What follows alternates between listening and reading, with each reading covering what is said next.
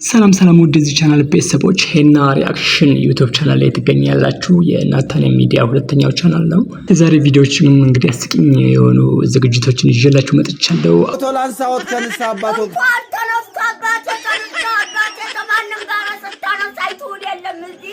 አሁን ወደ ብዙዎች ጥያቄ ልገባ ነው። አቤል መክብብና ዳናይት መክብብ እህትና ወንድም ናቸው ወይ? በዘመናችን የሆነ ታሪክ ነው የምነግራችሁ። ይህቺ ልጅ ከኛው ጋር አብራ ዩኒቨርሲቲ የተማረች እህታችን ነች።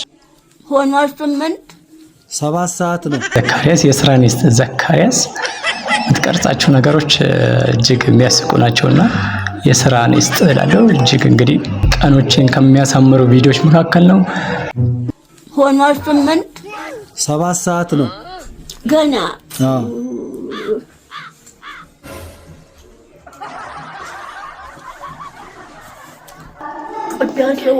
ቅዳሴው የሚያበቃው 8 ሰዓት ነው እና አሁን በቃ እንትን በሏት 8 ሰዓት እስከ 8 ይቆያሉ። ታዲያ ቡና ውስጥ ይፈላት ትንሽ ልቆይ። አሁን በልቶ የለ እንዴ ወረሱ አፌ ላይ ነው ወዲያ ገብ ማማዝናሽ እንግዲህ እጅግ ከሚወዱ ሰዎች መካከል አንዱ ነኝ። ቪዲዮቻቸው በጣም ይመቹኛልና ከነሳ አባታቸው ጋር ፎቶ ሲነሱ ፎቶ ላንሳችሁ ሲላቸው ዘካሪያስ ያሳዩት ነው። ምን ይላሉ ሲንመልከታቸው? ወይዬ አንዴ ከነሳ አባቶ ጋር ፎቶ ላንሳዎት ከነሳ አባቶ ጋር ተነስቶ አባቴ ከማንም ጋር ሰጣነው ሳይቱን የለም እዚህ በደንብ 5-6 ግን ያንሳይ ተነስቶ አባቴ ጋር እሺ። ዝማሬ ህይወት የጀመረው በማዬ ተጽዕኖ ምክንያት ነው። ሁሌ ቤተክርስቲያን ድሮ ሁሌ አብራችሁ ነበር የምትሄዱት።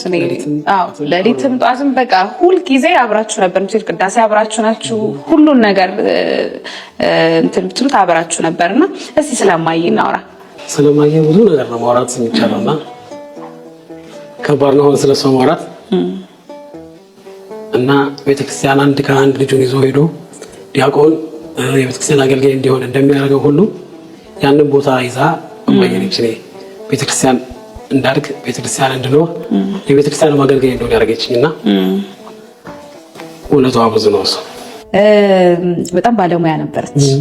የምትሰራው ምግብ እኔ እንጃ እስከዛሬ ድረስ የለም። የምትወድላት ምግቧ ምን ነበረ? የማየምን መጣላው ነው። አይ በጣም ምትሆነው በጣም ወደዳት ነበረ ከሁሉም አስፈልጭ። የማየምን ነው ለኔ ደግሞ ለየት ያለ ነው መሰለኝ። አውቃለሁ እና ከማየምን መጣላው ነገር የለኝም። እስኪ አስተውሽኝ አንቺ።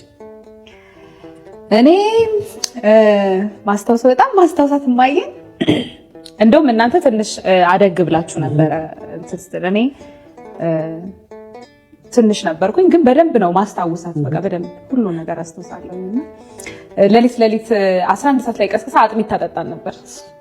ታስተሳለስ አጥሚት በግድ ታነስ ተብለን አጥሚት እንጠጣ ነበር። ክረምት በቃ ግዴታ አጥሚት ታጠጣን ነበር ክረምት ላይ ስመጣ። ከዛ ጠዋት ላይ ደግሞ ድርቆሽ በቋንጣ ልትሰራው ዚና እኔ ስፈጣም በቃ ሁሉም ስለሞት በየቻው ነበር ማለት ነው። ቆንጆ ነገር ነሳች። በደንብ የምታስታውሰው ማትረሳው ከማዬ ጋር ታደርገው የነበረው ነገር ከቤተ ክርስቲያኑ ውጪ ማለት ነው ምን ነበረ? የማዬ ባህሪ እስቲ አሁን ወደ ብዙዎች ጥያቄ ልገባ ነው። አቤል መክብብና ዳናይት መክብብ እህትና ወንድም ናቸው ወይ የሚል ጥያቄ በጣም የብዙዎች ጥያቄ ነውና ካንተ አንደበት እንስማው። እውነት እንግዲህ እኔና አቤል የእህትና የወንድም ልጆች ነን። የኔ አባት ለሱ አጎቱ ነው። የሱ እናት ደግሞ ወይዘሮ ሰናይት ለኔ አክስቴ ናት ማለት ነው። ይሄ ነው መልሱ። ይህንን ይመስላል እንግዲህ ዳናዊት አዲስ በጀመረችው ፕሮግራም ላይ ከአቤል መክብብ ጋር ያላቸውን ዝምድና በተመለከተ እንግዲህ ብዙዎች ወንድምና እህት ናቸው ሲሉ ነበረ። ብዙዎች እንግዲህ በዚህ ጉዳይ ወዛገቡ ነበረ። በእውነትም ደግሞ ይመሳሰላሉ ማለት ይቻላል። በዘመናችን የሆነ ታሪክ ነው የምነግራችሁ። ይህቺ ልጅ ከኛው ጋር አብራ ዩኒቨርሲቲ የተማረች እህታችን ነች። እንደኛው ግን ጥቂት የሰንበት ትምህርት ቤትን ፍሬ ቀምሳለች። በጣም በትልቅ ውጤት ነው የተመረቀችው። ስራ እንደምታገኝ እርግጠኛ ስለነበረች እናት አባቷን ከገጠር ይዛ መጣች እዚህ ትንሽ ደግሞ ከሳቅ ቪዲዮዎች ወጣም በልና ከሰሞኑ ቲክቶክን ያጨናነቀው የእመቤታችን የቅድስት ድንግል ማርያም ያደረገችው ተአምር ዘመናችን የሆነ ያለ ድንቅ ምስክርነት ነው። በአረብ ሀገር የተፈጸመ ድንቅ ተአምር በዘመናችን የሆነ ታሪክ ነው የምነግራችሁ። ይህቺ ልጅ ከእኛው ጋር አብራ ዩኒቨርሲቲ የተማረች እህታችን ነች። እንደኛው ግን ጥቂት የሰንበት ትምህርት ቤትን ፍሬ ቀምሳለች። በጣም በትልቅ ውጤት ነው የተመረቀችው። ስራ እንደምታገኝ እርግጠኛ ስለነበረች እናት አባቷን ከገጠር ይዛ መጣች። እዚህ እነሱን ጥዬ መምጣት አልችልም፣ አዲስ አበባ እኖራለሁ ብላ ከገጠር ይዛ መጣለች። ስራ ቢፈለግ የለም። 1 ዓመት ከ8 ወር ስራ ሲፈለግ አላገኘችም። ኋላ እፈልግሃለሁ ብላን እኔና አንድ ጓደኛዬን ስናወራ እንግዲህ 1 ዓመት ከ8 ወር ገመናዬን ደብቄ እናት አባቴን በቀንም 1 ቀን እየመገብኩ አኑሬያለሁ። የቤት ኪራይ መከራ ነው፣ ብዙ ነገር ጭንቅ ነው። እባካችሁ ጥቂት ገንዘብ አበድሩኝና ወደ አረብ ሀገር ተሰደዳለሁ አለች። ታይ ብንላት እምቢ አለች። ጥቂት ገንዘብ አዋጣንላት። ለሽልማት የተሰጣትን የአንገት ሐብል የእጇን ሁሉ ሸጣ ጉዞ ወደ አረብ ሀገር ትሄዳለች። 3 ወር እንኳን መስራት አልቻለችም። እግሮቿ ማበጥ ጀመሩ። ማበጥ ሲባል ዝም ብሎ ማበጥ አይደለም። በኢሞ ፎቶ ልካ ስናየው አንድ እግሯ በራሱ 3 ሰው ያነሳው መምጠቱ። ሆስፒታል ስትመላለስ ቆይታለች። ዶክተሩ የመጨረሻ ያለውን ሪዛልት ሲሰጥ ሰውነትሽን ካንሰር የሚባል በሽታ ተቆጣጥሮታል አለ። ከቻልሽ የእኛን እስልምና ተቀበይ ሻሃዳ ያዢ ከኛ ጋር፣ ካልሆነ ግን ወደ ሀገርሽ ሂጂ። የማያምን ሰው በሀገራችን የመቃር ልማድ የለንም አሏት። እነሱ ተማምኖ ሞት አውጀውላታል። ዶክተሩ 2 ቀን ቀርቶሻል ብሏታል። እዚህ ደውላ እናትየው ጋር ስትነጋገር እናቴ ሆይ እኔ ባለሁበት ቦታ አክሱምም እያለሁ እዛም ገጠር እያለን ሲጨንቀኝ ስታመም ጸበል ቦታ ነበር መሄድ። አሁን ግን ባለሁበት ጸበል የለም። በአንቺ ማይፀን ውስጥ 9 ወር ከ6 ቀን ኖሬያለሁ። የአንቺ ስጋ ማለት የኔ ስጋ ነው። እባክሽ ሂጂና ተጠመቂልኝ አለቻት። የተልኮ ጥምቀት ማለት ይሄ ነው። ሂጂና ተጠመቂልኝ፣ በአንቺ ስጋ እመቤቴ እኔን አጥምቃት ትፈውሰኛለች፣ አምናታለሁ፣ ሂጂ አለች።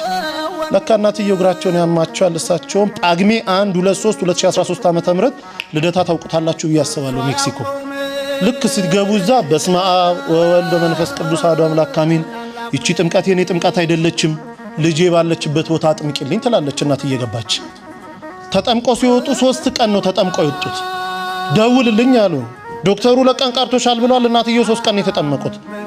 ሲደወል ልጅቷ ዝልፍልፍ ብላ ወድቃ ሆስፒታል ወስዷታል። ሆስፒታል ገና ስትገባ ራሷ ነው የምትነግረን፣ ሰውነቴ ላይ የነበረ ያ ክብደት የሚመሰል አላንቀሳቀስ ያለኝ ነገር ሁሉ ውድቅ ብሎልኝ አዲስ የ18 ዓመት ህፃን ልጅ መስዬ ሆስፒታል በር ቆምኩኝ አለች። ይሄ ከአእምሮ በላይ ነው። ዶክተሩ እንዴት ሆንሽ ይላታል። አላውቅም ትሏለች። አሃ አንቺም ካላውቅሽ እኔ ምን አውቃለሁ ይላታል ዶክተር። እርሱን የሚመረምር ዶክተር ፈቃድ ሞልቶ ወጥቶ ነበረ። ከሄደበት ቦታ የ6 ሰዓት መንገድ ነርቶ ተመልሶ ሕክምና ገባ። ልጅቷን አምጡ ይላል። ይሄው እኔ ነኝ ትላለች። እባክሽ አትቀልጂብኝ፣ ልሰራ ነው ያለሁት። እኔ ልጅቷን አውቃታለሁ፣ ኪሎዋ ይሄን ያለው ደሟ እንዲህ ነው። አንቺ ደግሞ ሳይሽ አዲስ ህፃን ልጅ ነው የምትመስዪው፣ ልጅቷን አምጪ አላት። አይ እኔ ድኜ ነው አለች። እንዴት ሆኖ? ተጠምቄ። ከየት አምጥተሽ ጸበል? አረብ ሀገር አይደለም ወይ ያለሽው? ከየት አመጣሽ? አይ እናቴ ተጠምቃለኝ። እናቴ ልትጠመቅ ስትገባ ወላዲተ አምላክ ድንግል ማርያም ከመልአከ ምክሩ ከቅዱስ ሚካኤል ጋር እኔ ቤት ውስጥ ይመጡ ነበር አለች። ጠዋት ስነሳ ሙሉ ሰውነቴ እረጥቦ ነበር የምገኘው አለች። እናቴ እዛ ትጠመቃለች፣ ድንግል ማርያም ደግሞ እኔን እዚህ ስታጠምቀኝ ነበር፣ እንዲዳንኩኝ አለችው። ዶክተሩ ማልቀስ ጀመረ። እንዲህ የሚባል ነገር አለ? በእውነት ድነሻል? አንድ ይኮነማ እኔም እኮ 17 ዓመት ካንሰር ታማሚ ነኝ። በቀን 2 ኪኒንና 3 መርፌ እየተወጋው ነው 17 ዓመት የገፋሁት። እባክሽ ሀገርሽ ውሰጂኝ፣ አንቺ ምትያት ሴት ካለች እኔንም ታጥምቀኝ አለ። ያው እንግዲህ ታውቃላችሁ እሷ መምጣት አትችልም። እዚህ ደውላ ከኛ ጋር አገናኘችው። ሰውዬው እዚህ የገባው ሐሙስ 10 ሰዓት ላይ ነው ማታ። አሁን ወስዳችሁ ካላጠመቃችሁኝ አለ። ብንለው ብንሰራው በፍጹም። በኋላ ተደውሎ በአረበኛ የሆነ ነገር አለችው። ተረጋጋ። ለሊት 9 ሰዓት ላይ ተነስቶ ውሰዱኝ አለ። ስንሄድ ቤቱ ተዘግቷል። ገና በር ላይ ካህኑ እየከፈቱ ነው። አብሮ ገባ። ንባባቱን ደሞ ዕጣኑን አንድ ላይ ተደርጎ ውስጥ ከሰማ በኋላ የመጀመሪያ ተጠማቂ ሆኖ ገባ። ሆስፒታል ተወሰደ። ምርመራውን ጠበቀን። ሲመጣ ካንሰር የሚባል የለብህም ተባለ። አላምንም ኢትዮጵያውያንን አለ። ዶክተሮቻቸው እንዴት ናቸው? 17 ዓመት የተያዝኩትን እንዴት የለም ትሉኛላችሁ አለ። አይ አገሬ ሄጄ ይመረመራለሁ። ሄዶ ሲመረመር የለብህም ተባለ። አሁን ግብጽ ቤተክርስቲያን እዛው ተጠምቆ ሚስቱም 3 ልጆቹን ተጠምቆ ያገለግላሉ። በአረብ ሀገር የተፈጸመ ድንቅ ተአምር ነው። ይህን ቪዲዮ እባካችሁ ለብዙ ክርስቲያኖች ይደርስ ዘንድ ደግሞ ሼር ታደርጉ ዘንድ ላይክ አድርጋችሁ እስኪ ይህን ቪዲዮ እስኪ 1000 እና ከዛ በላይ ላይክ እንዲኖረው ደግሞ ታደርጉ ዘንድ ስል ጠይቃለሁ። ለዛሬ እንግዲህ ያዘጋጁላችሁ ቪዲዮዎች እነዚህን ይመስላሉ። ላይክ ማድረግ አትርሱ። ቻናሉን ሰብስክራይብ አድርጉና እንግዲህ ከ3000 ወደ 10000 ሰብስክራይብ እንዲኖረው ታደርጉ ዘንድም ስል ጠይቃለሁ። እንዲሁም ደግሞ እንግዲህ ዩቲዩብ ላይ ሪያክሽን ቪዲዮዎችን የምትሰሩ እንዳግዛችሁ የምትፈልጉት ነገር ካለ ዩቲዩብን በተመለከተ የተቸገራችሁበት ነገር ካለ የምችለውን ላግዛችሁ እሞክራለሁ። ቴሌግራም ላይ አውሩኝ። @ሄኖክ ኢዘድቲ ብላችሁ ብታወሩኝ የምታገኙኝ ይሆናል። ይህንን ቻናል ሰብስክራይብ ካላደረጋችሁ ሰብስክራይብ አድርጉ። በቀጣይ ደግሞ እንዲሁ ጠቃሚ በሆኑ ቪዲዮዎች የምመለስ ይሆናል። እስከዛው መልካም ጾም እንዲሆንላችሁ እመኛለሁ። መልካም ጊዜን ተመኘው።